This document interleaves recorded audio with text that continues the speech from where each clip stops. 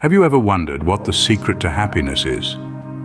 It's a question that has puzzled humanity for as long as we've been capable of introspection. We've sought answers in wealth, relationships, achievements, and yet true, lasting happiness often seems elusive. Stoicism, an ancient philosophy that has been guiding seekers of wisdom for centuries. Stoicism teaches us to find contentment within ourselves, to accept what we cannot control, and to live fully in the present moment. It's a philosophy for life, a roadmap to tranquility. One of the most esteemed practitioners of Stoicism was Marcus Aurelius, a Roman emperor who, despite his wealth and power, sought inner peace through the principles of Stoicism.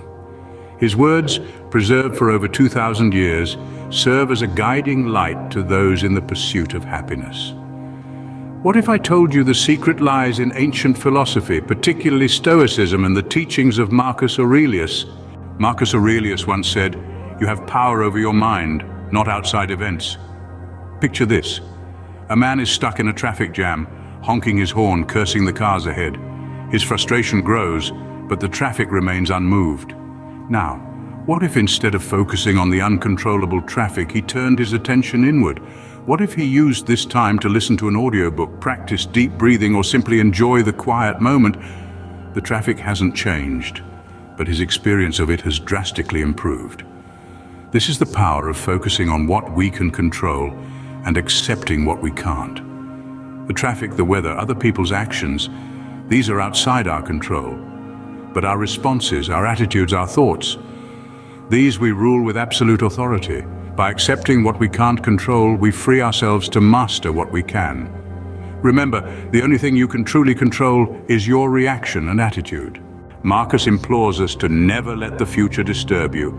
You will meet it, if you have to, with the same weapons of reason which today arm you against the present. Picture a woman named Emily. Emily is a planner, always looking ahead, always worrying about what's next. Her mind is cluttered with what-ifs and maybes, so much so that she forgets to live in the now.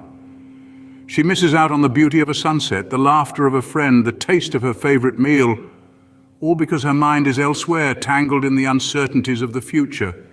But what if Emily embraced the present, lived in the here and now, each moment savored, each experience fully lived, not overshadowed by the specter of tomorrow? This is the power of mindfulness, the art of being fully engaged in the present moment. It's about acknowledging the future, but not letting it steal the joy of today. The present moment is all we truly have, so make the most of it. Marcus tells us that very little is needed to make a happy life. It is all within yourself, in your way of thinking.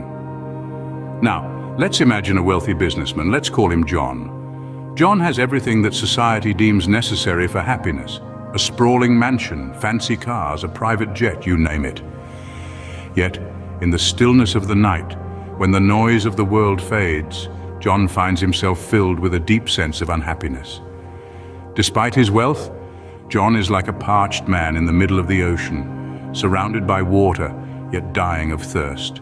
His material possessions, much like the salty seawater, cannot quench his thirst for happiness.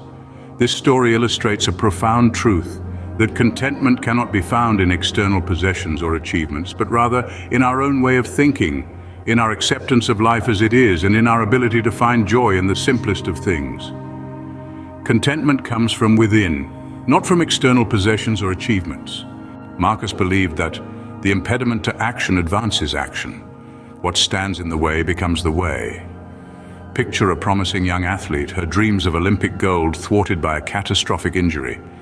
To most, this would be the end of the road, a crushing blow, but not for her.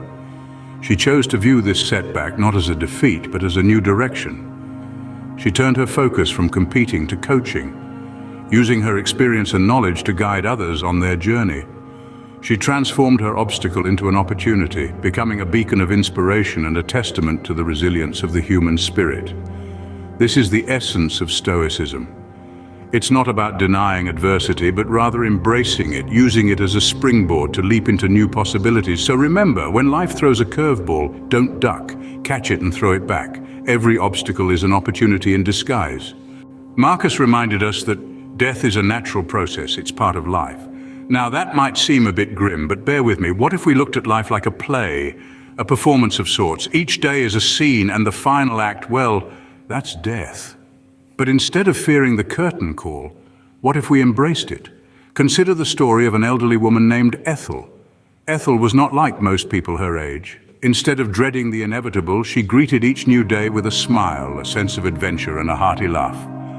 She lived her life to the fullest, knowing that death was part of the journey. She didn't fear it, she accepted it. And you know what? It gave her a kind of freedom. That's the power of accepting our mortality. Knowing that the clock is ticking can free us from fear, allowing us to live more fully. Accepting death allows us to live without fear. So, how can we apply these Stoic rules to our daily life? Let's revisit the wisdom of Marcus Aurelius and explore how we can weave these principles into our everyday lives. To start, we have Rule 1, accept what you can't control. This rule is all about understanding that there are things in life that are simply beyond our grasp. It's like battling the waves in the ocean when you're swimming.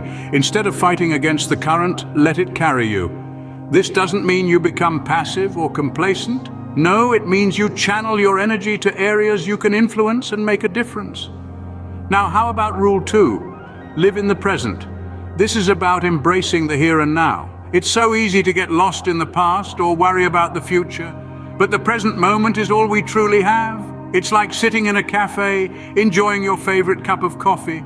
Do you savor each sip, or are you distracted by thoughts of what's next? Try to be present, enjoy the moment, and let the future unfold as it will. Then we have Rule 3, find contentment within. This is a powerful reminder that happiness is not something we find outside of ourselves, but something we cultivate within. It's like a garden. You can't expect flowers to bloom if you don't tend to the soil, water the plants, and provide them with sunlight.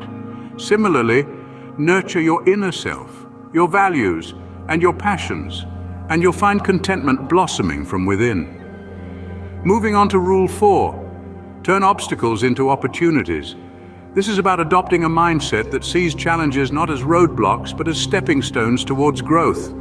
It's like a mountain climber. A steep slope might seem daunting, but with each step the climber learns, grows stronger, and eventually reaches the peak. So, view your challenges as opportunities for growth and learning. Finally, we have Rule 5, accept death. This is about acknowledging our mortality and using it as a reminder to live fully and authentically. It's like watching a sunset. Its beauty lies in its transience. Similarly, our lives are beautiful because they're finite. So, embrace each day as a gift and make the most of it. Incorporating these principles into our lives is not a one-time event, but a journey. Start small. Perhaps you could begin by practicing mindfulness during your morning coffee, or by reframing a challenge you're facing as an opportunity for growth. Gradually, as you incorporate these principles into your daily routines and mindsets, you'll find your perspective shifting, your resilience strengthening, and your happiness growing. Remember, the key to happiness lies not in external circumstances, but in our own minds and attitudes.